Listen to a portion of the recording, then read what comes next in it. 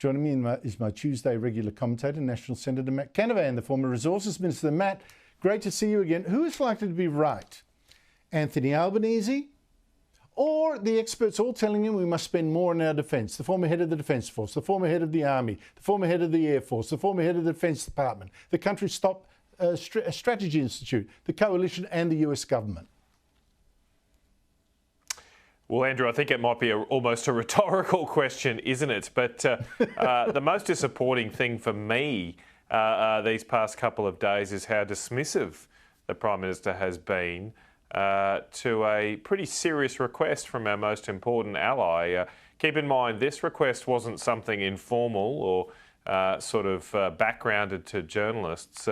The Defence Secretary, Pete Hegseth, on the US Defence Department website has put out a statement, a readout as it's called, from his meeting with our Defence Minister Richard Marles, and it doesn't say much more, but it does say explicitly that Pete Hegseth, Secretary Hegseth, asked for Australia to increase its spending on defence as a percentage of GDP to 3.5%.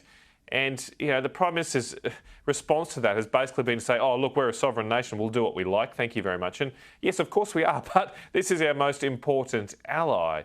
And I think we should be giving this much more consideration, giving it more respect than the Prime Minister is doing, particularly given what we've done with Americans over more than 100 years now of this alliance.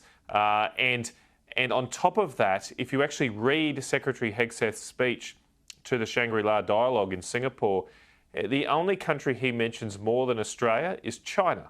And obviously a lot of the speech focused on China. A lot of the reporting since Secretary Hegseth's speech is focused on China. But less reported is the fact that he does mention Australia many times, in particular in reference to the potential opportunities for America to produce and make more defence equipment in Australia, including guided weapons, 155mm shells. Now, the Prime Minister says he wants a future made in Australia. Well, why isn't he embracing this opportunity with both arms to work with the world's most important, well-resourced Defence Department to actually make his visions a reality? Because the green version of the future made in Australia is not working. It's foundering. The hydrogen promises are quickly departing. Remember, he was going to build solar panels in Newcastle. What happened to that? That's all gone. Here we have a real opportunity to make things in Australia again with $1 trillion a year US Defence Department, and the Prime Minister is dismissing it without even giving it proper consideration. I don't think that's within Australia's national interest. I want to stress again something that you raised as well. Richard Marles, our Defence Minister, did not want to tell journalists how much America had told us to increase defence spending.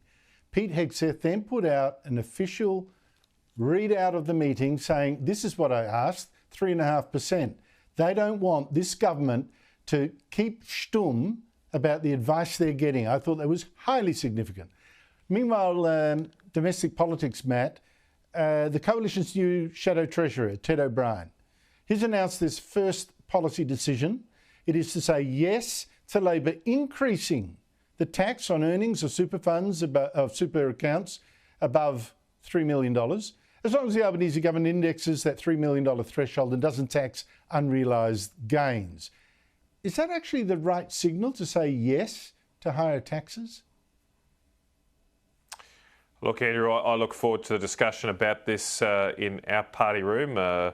Obviously, we haven't met since the election to discuss these matters, so there is no official coalition policy on these issues. I do take, though, many of my coalition colleagues have been saying that it was a mistake to oppose Labor's tax cuts just before the election campaign.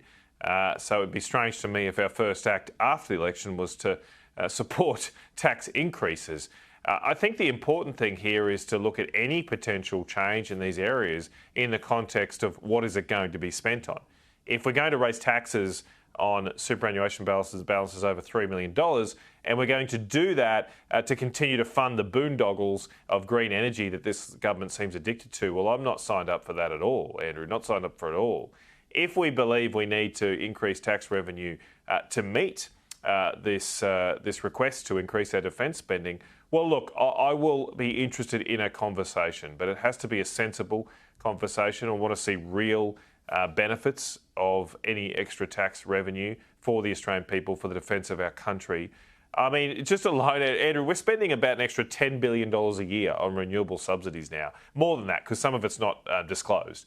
The capacity investment scheme is not for publication for commercial reasons. So it's at least $10 billion a year. This request from Secretary Hegseth would mean a $40 billion increase in our defence spending. So you're a quarter there just by getting rid of the renewable subsidies. Why don't we just do that and make a good start? And then there's some other ones, as I say, that are undisclosed, which might get us a lot further down the track. Yes, but you think the green spending is to make us weaker by having a less reliable and more expensive power, whereas the defence spending would make us stronger. It'd be a win-win if we switch that funding as you suggest. Matt Canavan, thank you so much indeed for your time.